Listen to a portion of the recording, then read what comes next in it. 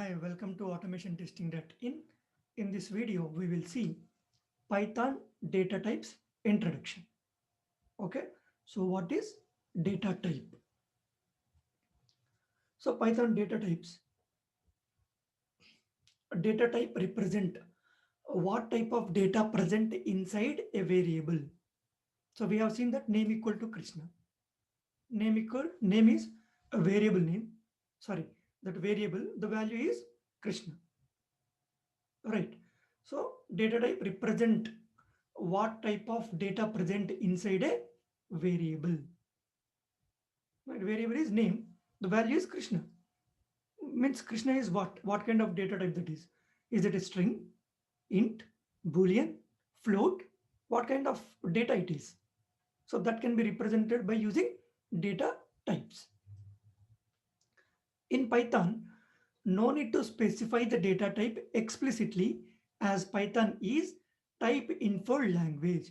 So which we already seen this information in our previous video. Type info means automatic detection of your data type.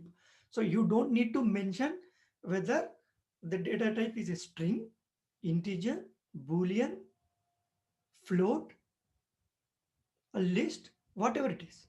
You don't need to mention in Python. So the type of value which you are assigning, by using that, it will automatically detects, okay, this is a string value, this is an integer, this is a boolean, this is a float, something like that. It can automatically detects. So because of this nature, Python is called dynamically typed language. Okay, so because of this reason, type infer, the Python is called dynamically typed language. In Python, everything is an object. So whatever you take, it is an object. String, int, float, class, module, whatever it is, everything treated as an object. Okay. So here you can see the different types of data types available in Python. So you have